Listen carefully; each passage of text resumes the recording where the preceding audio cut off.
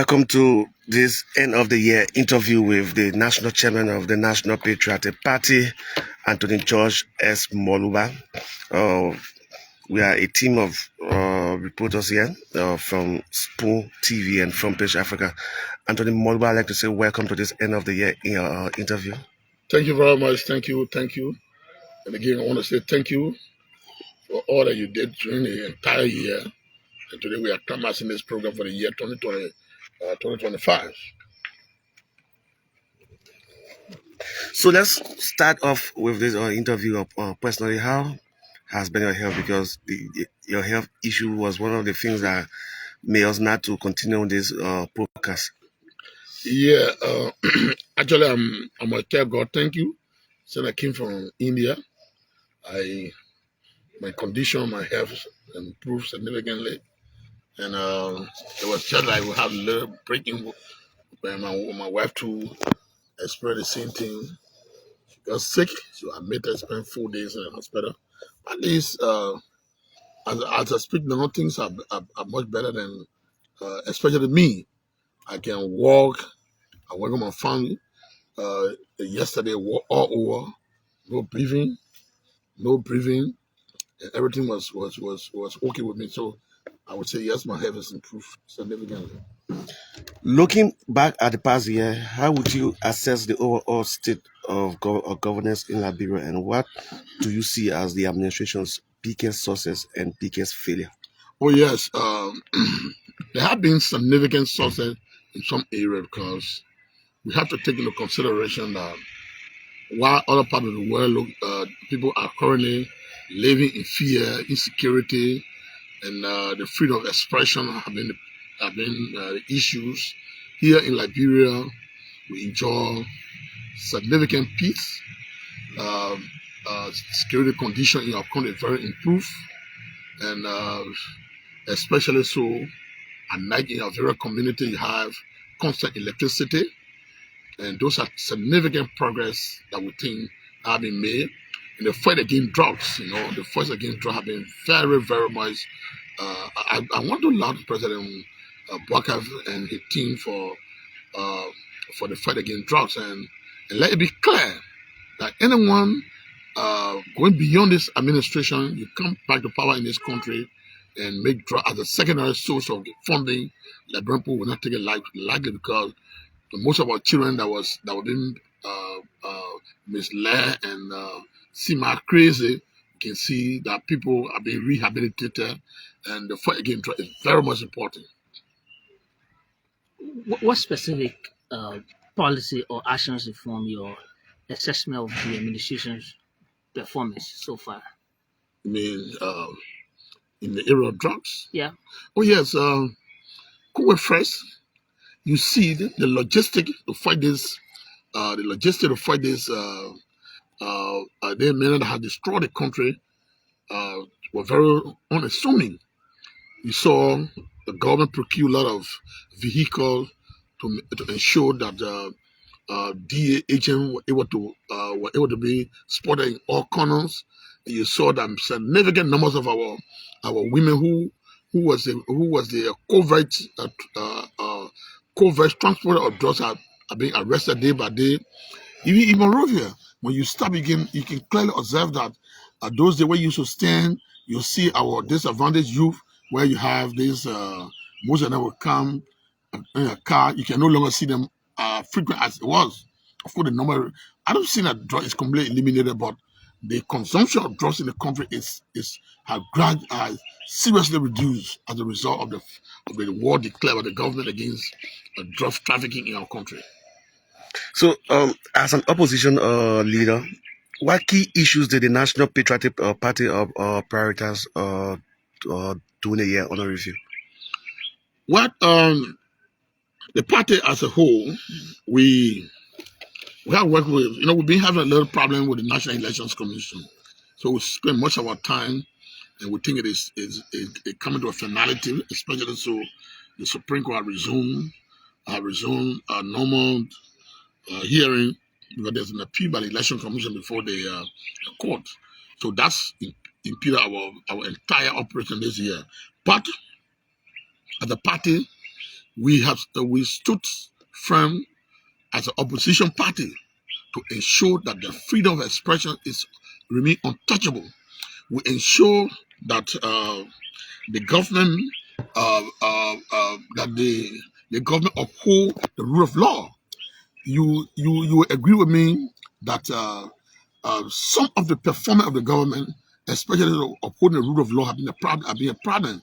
There have been significant steps taken to undermine the rule of law. One, the government was able to government through the Unity Party went to court after blatantly ignoring the code of conduct, where the Secretary General, who is a co-secretary to the Unity Party account, is a managing director for a public corporation. Within that, he is undermine the rule of law. We also observe that the removing or the removal of quote unquote 10 officials from office by the government, that was a clear undermining of the rule of law. This the NPP have not been taking the light. Okay, and as it is, given the fact that this government removed people who was legally appointed, enjoy a tenure that was being conferred by an act of the legislature through a statute to remove those people from offices without a judicial decision. We think that was a clear flagrant violation of the law of this country, and the government is condemnable for that, And we think that history will not take account lightly with the government for setting a bad precedent, because when previous governments, the Unity Party left from power, the CDC inherited some official government, and based on a tenure position, and the Unity CDC attempted to remove them, some of them, like the guy from Lottery. The Supreme Court was clear in coming down with opinion on that matter, and those people were able to be they were reinstated. In some instances, their contract was paid for. Okay, so that is the last thing that this government has been involved with. And I also observe that President Buckeye, we look at the formation, the economy is moving. Okay, things are improving, but the fact remains that this is a government centralized just within the Unity Party. The issue of inclusion was never the case. This government won, was slim margin. We thought that the president was taking steps to reduce the tension in the country by being consultative with other opposition political parties to see how. Isn't that happening? No. In fact, what happened is that in some instances, what happened in the CDC regime, in some instances, is repeating itself. In the CDC, the president, our crew, the speaker from Southeast, the deputy speaker from Southeast, minister of finance from Southeast, all of the guys from Southeast at the time. Here, you have significant number of the government out from Weah, from Lofa. Namely, the minister of finance, Lofa. The minister of youth and sport, Lofa. The minister of LRA, Lofa. LTA, Lofa. The list goes on. This is a very small country. In order to have a reconciled country, you must practice inclusiveness. When you do inclusiveness based on geographical location, you see all of the noise in the country. Oh, it is not like the government not performing, but when you draw your government just from among your supporters, the other people, the rest of the country see themselves as people that have then you lay the line of demarcation, then people begin to fight. That will happen.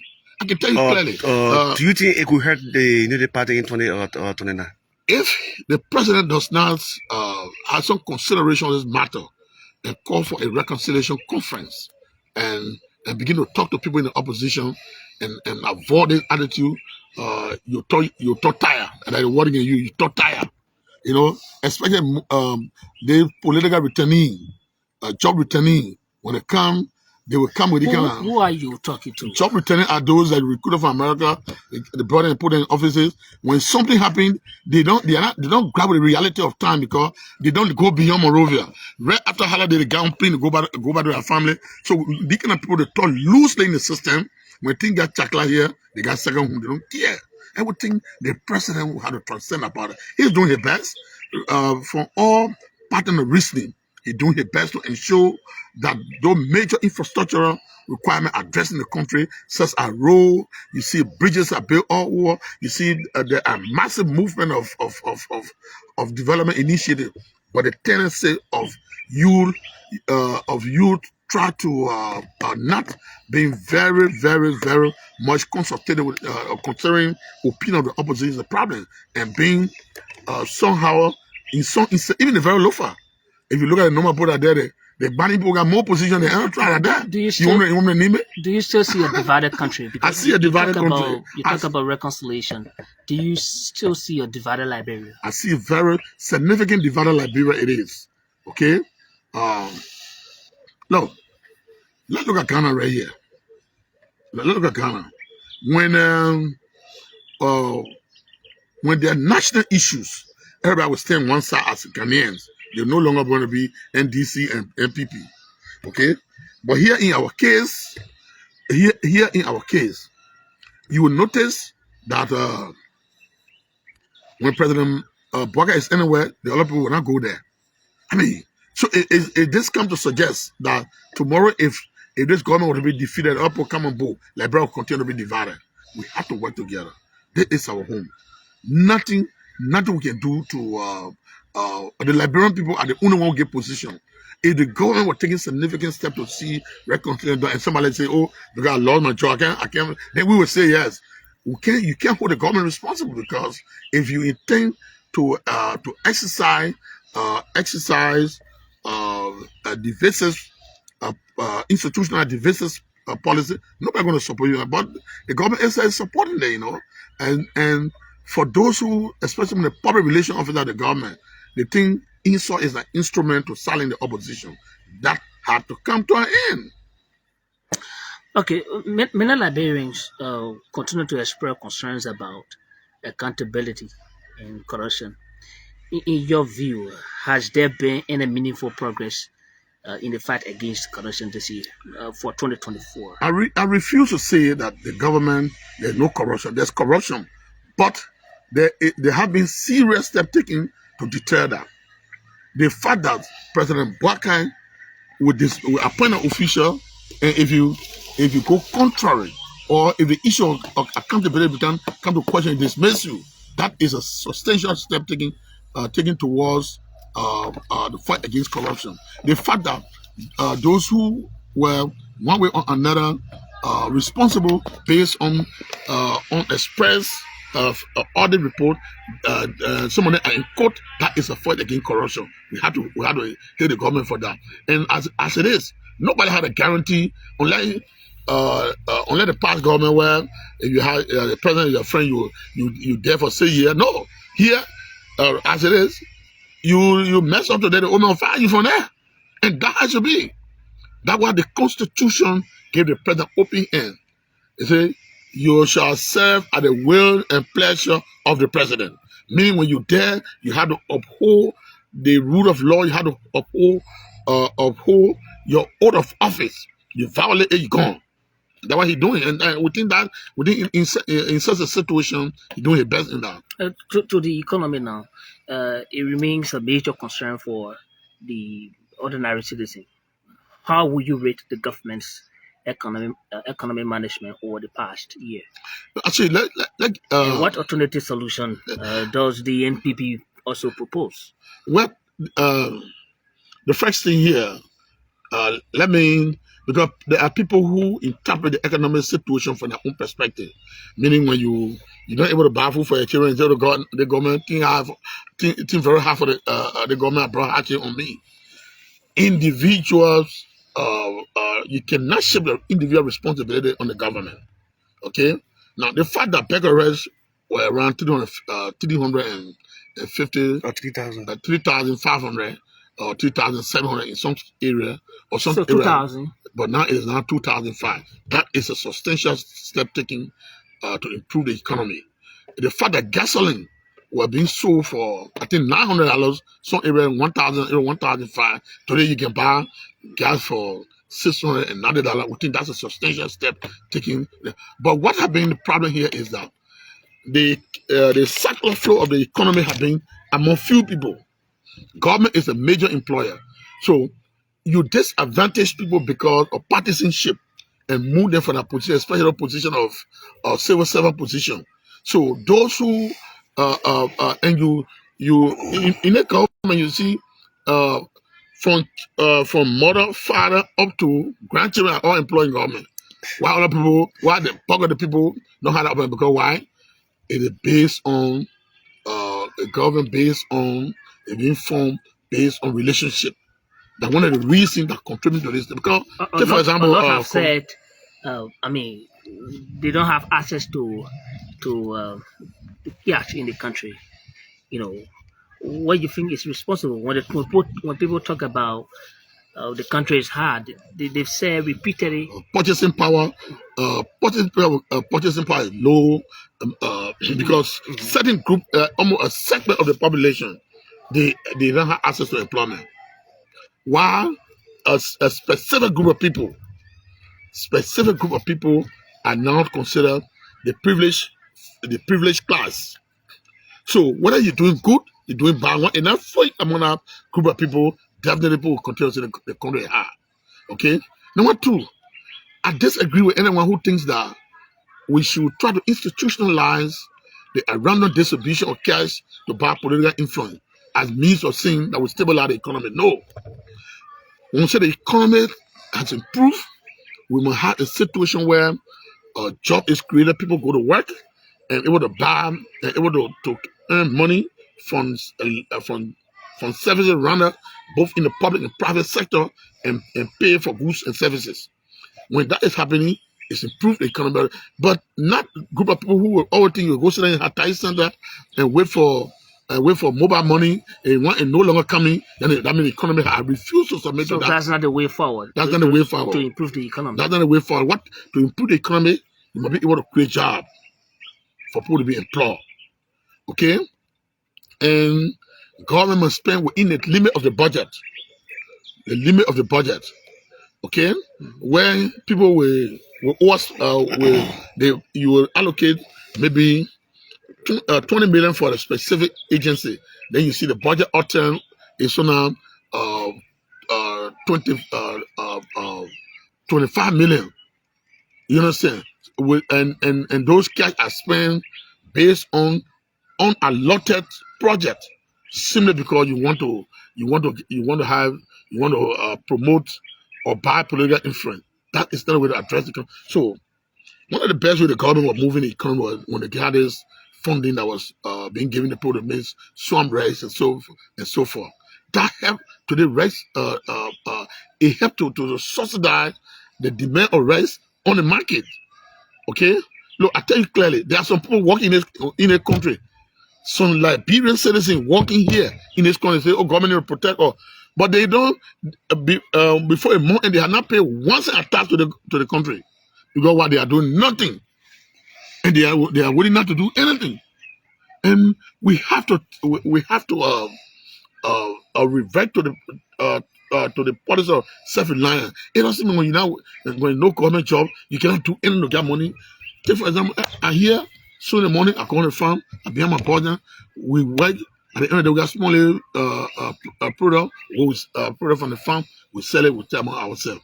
So people, the government will not employ. While we agree that the economy is hard, we ourselves, Liberians, the laissez-faire attitude are contributing to the overall failures of the economy moving forward. Yeah, the last time we spoke, you slammed the finance minister for not doing well to stabilize the economy. What would be your recommendation heading into 2025? Yeah, one of the you see, let's take for example, I spoke with the when they announced this 1.2 billion. I personally took off time to meet with the control, let's say the commissioner general, And he said to me, we can raise, even if 5% of the budget allocated we can able to raise 2 billion. You understand? Now, the current finance minister, he want to macro-manage the budget. There's a macro-manage the fiscal space. From my inside intelligence, when he not there, budget will not move. When he not there, the financial decision, the Ministry of Finance is structured in such a way that one man cannot make all of the decision. That is one of the problems. That is one of the problems. And those areas that used to have cash into the private sector are not priority for him. Let's take, for example, in the rubber sector. The government used to have what you call a similar fund for the rubber sector. Those money will go, people who got farm, they will receive that money and pay a period of time through sale of the respective product to the various concessionaires. They pay. But in the case of the Minister of Finance, that is not a priority. Okay, so when you do that, you stagnate the economy. Okay, because take for example, the rubber sector account for almost 30 to 40% of our employment sector. So those who own farm, and when they are giving chance, when the government has to strengthen them, you'll notice that there will be the issue of employment will be reduced significantly. But in the case of the current Ministry of Finance Authority, it's not important. So those are the reasons that causing all of this noise. You see these people complaining that the area of loan is no longer available to market to business people, and government getting loans to make sure that the circular flow in the economy move on well. Because if the loan get into the hand of a businesswoman or businessman, he will then open a shop. In a shop, livelihood of more than 50 or 70 people will be addressed through that. But this is not necessary. This is not important to the finance minister. I mean, Liberia's international partnership are actually evolving. How do you assess the government's foreign policy direction, and what would the NPP do differently? Well, unless our time in power as a NPP government, we had a challenge at the time, and if we had to come back to power, we tend to have aggressive engagement internationally to make sure that Liberia, the Liberia diplomatic relationship remain improved with the world power as it is. But let me say this with respect to what the start of the current government international standing. We think there have been significant improvement. Okay, especially so more than 50 years for Liberia to sit. Maybe maybe the first time for Liberia to sit on the Security Council. That was a significant progress made. Okay, that was a significant progress made, and as it is, you see, most of the government, Liberia is respecting the international in the Committee of Nations, and we think the government has made significant progress in terms of our international standing. Let's come to Bong County. How would you assess the current state of development in Bong County compared to your time in the office, or looking at this current leadership, the superintendent or Loria Norris? They have not reached to our level where we reach. Okay, we inherited Bong County at the time. You had dusty road on the Broad Street. Am I correct? Today, the Broad Street is paved. We inherited Bong County at the time that right after high school, you go Cardinal, you go to Monrovia for university study, and we provided that during our time. Okay, and there are massive improvement that we made, including some of the current members of the legislature who are still there. That we all work together to bring the county to where it is today. Okay, for the much of the time during the last 6 years, most of the time was spent on confusion to the extent where the county social development fund was being placed in escrow. Look, I tell you clearly, our time, when we were in authority in this county, we were those who are so greedy to own property, we would have accepted maybe the $1 million lobbying we were doing to avoid social development fund coming here. We accepted it, but we said clearly that the provision of social development fund will have a positive impact on the county, and that is working very well. So, please point out which of the after we exit from office, look at one of the major projects I've been undertaking, manage the spoke company, manage the BCT, manage the payment the fencing of the administration of a building. And fencing is a minor project that anybody you can lay they can decide who fair around it. So that's not in the renovation of the superintendent company. Yes, we appreciate the current administration for that initiative. And I say also here, I'm going to repeat myself. The presidential parley is an extension of the president residence. Money allocated for the presidential parley so come from there's something under the Minister of State called Presidential Special Project. When we were here, the administrative building was destroyed. Let's say the presidential parley was destroyed more than that. But we didn't go to the county social development fund to get money for the repair it. But some of the things are projects that people want to initiate to create job for that company, you know. Some of the companies that have been created here will some large extent with major shareholder in government, you know. So we think. Are you sensing some of Bong and Lob or Mego to be having share in construction? And what I do know is that to the most of the project here and most of the new companies that are favoring of owning or we having luxury of obtaining contract from the county, most of the companies are either influence or share let's say the share being held by the official of the county, being a legislator or administrative officer. The president has spoken about Bong County. You know, the last time he spoke about building an academy, a football academy in Bong, and he said the funding would directly come from MNG Liberia, and the government is on the back of MNG to do that. And they also talk about the National Conference Center that will be built here. I mean, what's your take on those different development stuff, you know, coming from the executive? I say, you know, I don't know why the president chose to think about football academy right after the exit of the footballing president. President Bong had never. I don't think he even played in elementary school. You know, to sit and decide that you're going to play a football academy, something that was being done by President Weah, who is celebrated around the world as who was celebrated in Africa. We think that is a serious challenge.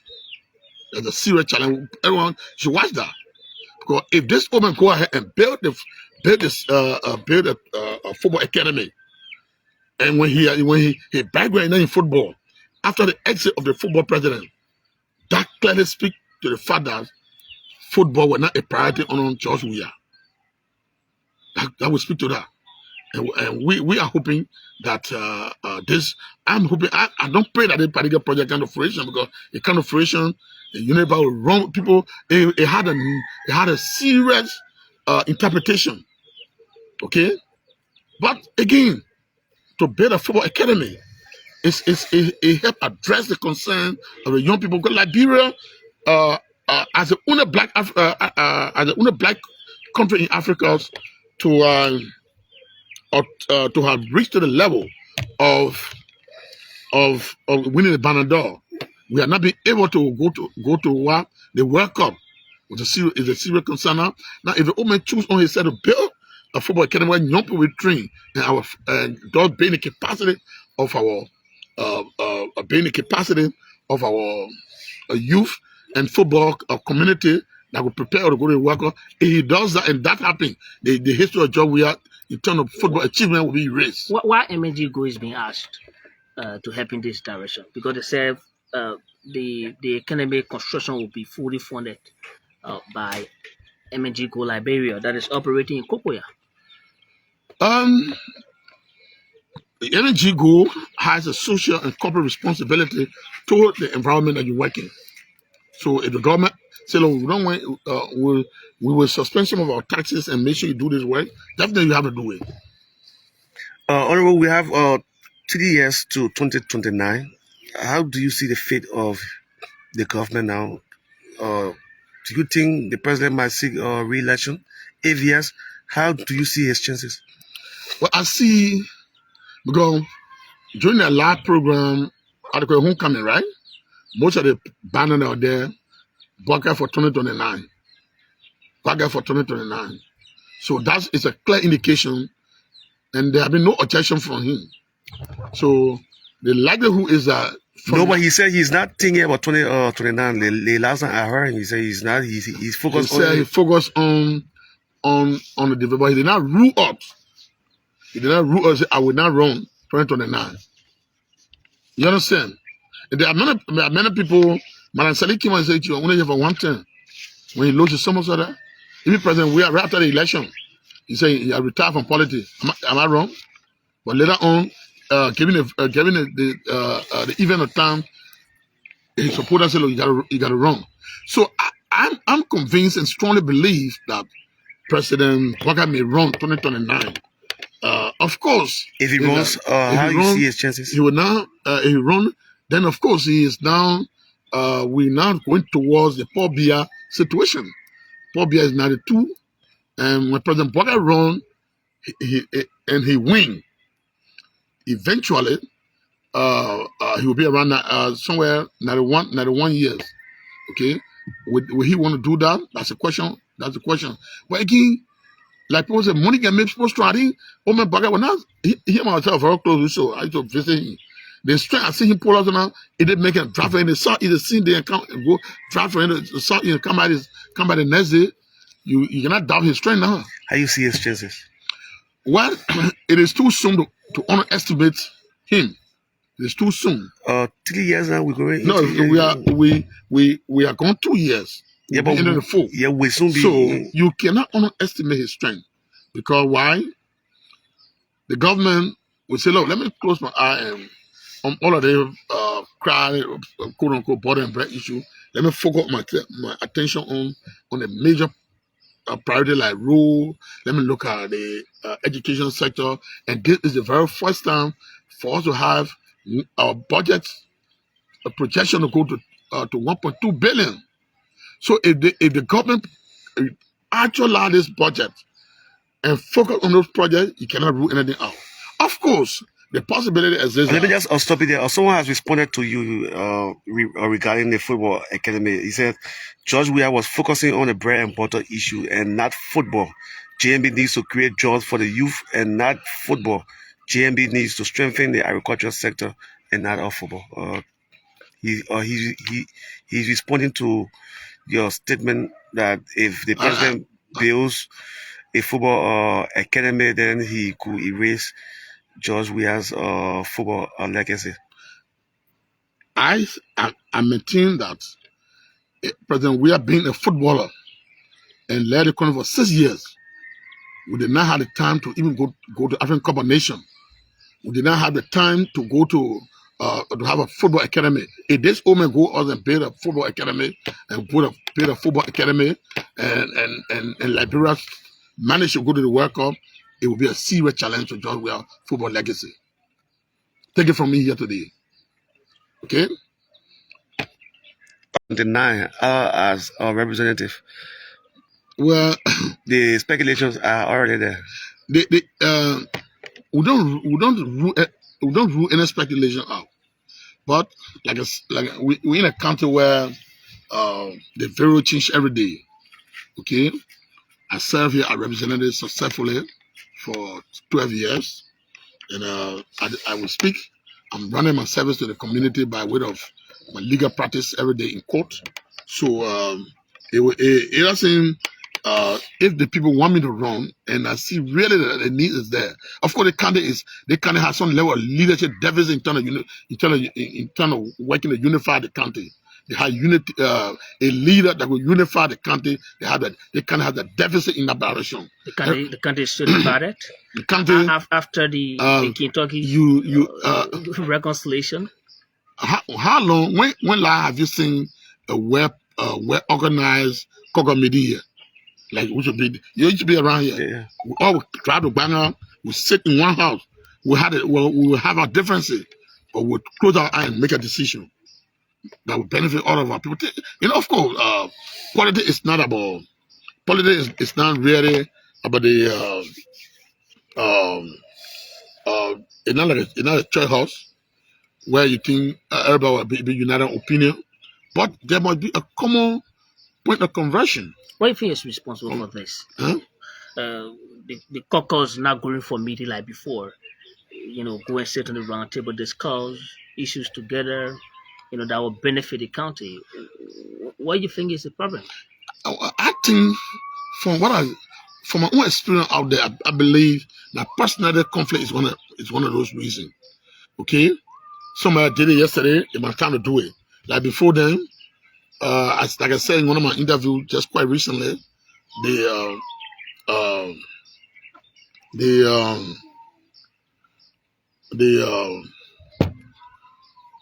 issue of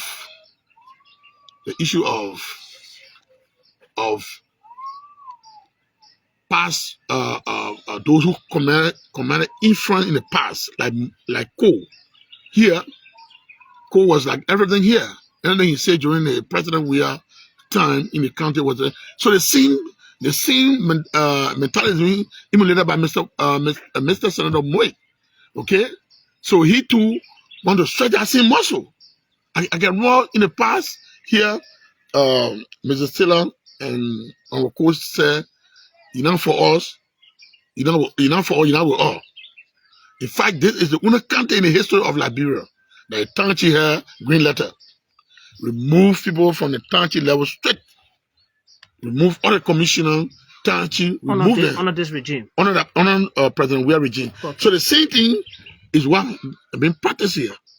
Professional civil servants are removed for political loyalists. In fact, just a few weeks ago, there was a group of guys demonstrating in the street here.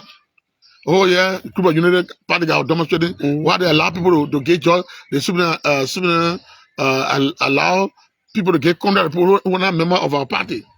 To hell, man. When you win an election, the contract not for you alone. It's not for you alone. It's for everybody. That group of people are here demonstrating. Is this the Liberia we envisage? That Liberia will be deprived based on their political alignment? I'm saying no. Kongwe, Sama. So that demonstration at the time seriously exposed the government own the leadership belief in discrimination based on political alignment. All I were here. They saw the placard. They should employ people here, should get contract people who are not United Party person. Yeah. So we think we should transcend about that. In 2020, you were one of the front runners for Mulbah's Senate bid in 2020. Now, not much is being seen from you.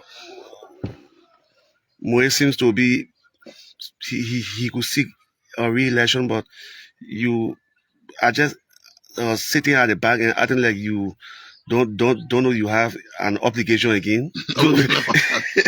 You always on the program, you always bring a question. Oh, but yeah, 2020. You said 2020, right? Yeah. Or and you're talking about 2029. Two different people. Yeah, you had a dream. I had a dream, and I had a dream. I had a dream at the time that Senator Mulbah could be elected as senator of the county. Is that what you're talking about, right? Yeah. And indeed, I did it. The people of the county bought the idea. He was elected, and he's in that capacity. Okay, until I can have a dream dream for the ancestor to speak to me. Say, this is the way. I cannot predict the future. If you were to participate in any election, where will you go? Representative? Will you contest as senator, president, or what?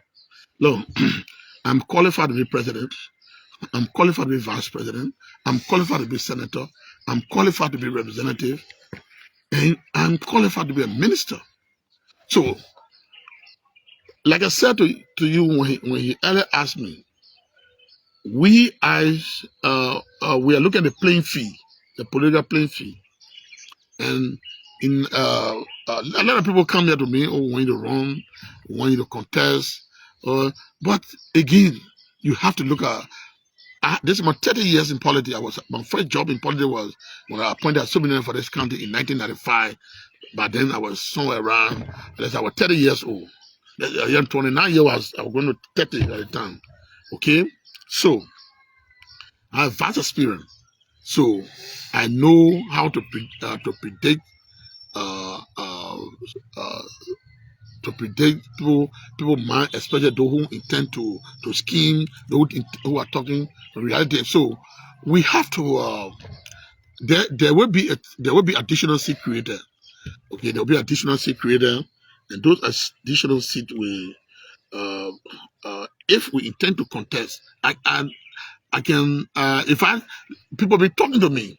If I make my mind, I can choose. I said, I want to run as representative. I want to run as senator. But as it is now, I not settle my mind as to whether I will contest this position or not the position or not to contest.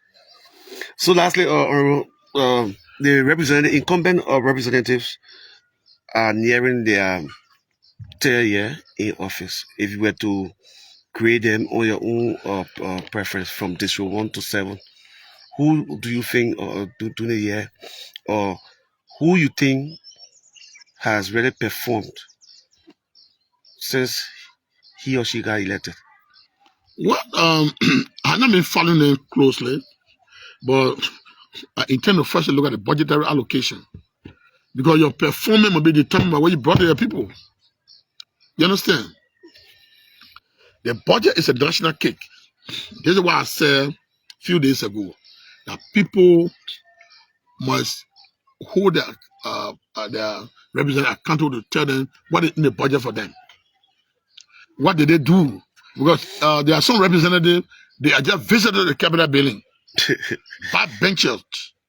They sit there, the budget is passed, few of the coincident to the houses in the night and make allocation with all their input. But yet they come and stand here and say, I'm your representative. The national can nothing. When you are elected, you are not elected to take money from your pocket to go buy motorbike and share in the community. You are not elected to buy a children baby to pay school fee. You are elected to ensure that the benefit of the constituent from where you come from is reflected in the national budget. So if I'm to grade any lawmaker, because at the moment I not look at the budget, I would like to see the budget and who carry what to the district determine your performance. Okay, but as it is, I rarely come to say, oh, the other person that perform. What will happen when I say, oh, the mayor perform? Simply because I see you maybe gathering a few women together, divine labors with them, maybe divine beggar red. That is not a yardstick to measure the performance of a lawmaker. The yardstick to measure your performance is your ability to ensure that you pass a law. So let us ask ourselves, send the city of the legislature, which of the lawmakers can sponsor a bill? Which of them? It is said yet to be known, because your cardinal responsibility is to ensure that statutes are passed to benefit your people. And it's not just to go attend session. It's not just to go attend sessions. If you were to ask me when you're in the hall, what the law you made, I have more than 1 or 2 or 3 to tell you. You understand? Like the new labor, I was the very first person when I came in the legislature, where the draconian provision of the labor law, section 1508, subsection 3, I repealed it. Because I knew, when I came from a labor background, I knew what it was like for our people. Yeah. And I ensured that we were able to champion the cause of passing I to establish what we have here today. You understand? So I would be interested for me to create a lawmaker. We may know the law you are passing, the legislation, or the bill you are sponsoring, we will know first your impact in the national budget. So those issues, one that knows those issues, I can tell you clearly, maybe during our next conversation in January next year, I will tell you who performed, because I will go to the capital building and let me look at the budget and go through and see what all allocated to places. And let me also see, I can speak with the chief client. They will tell me, oh, the bill will pass the year 2025. And also look at 2024, the year 20. Let me see which bill did you pass there. If you pass a bill, then of course we'll say, yeah, it means I'm not interested in you buying maybe 20 modern cycles you can divide all the town and villages. That's not what they're supposed to send you there for. They send you there to make law that will have impact on their life. Impact on their life. Now I told people that if you think that I can be lawmaker again and think that my role will be to go buy rank and divide, you don't have to call me there. But my role will be to ensure that we pass a law that will give our people perpetual benefit. Okay, like I had a draft bill on the floor, which was to have a regional maternity center built in Bong County. That bill was in committee room on the chair on committee on health. He must have had a very serious argument on it. And before the close of our session, one Johnny Che was the chair on today. Johnny Che was not friend on that. In some areas, they bring even our informal lawmaker thing, they bring something and a step on it. I told him that you deprive my people of that opportunity. So to answer your question, I cannot agree any lawmaker in the absence of knowing your impact on the budget, knowing your the bill that you sponsor. Thank you very much. You're welcome.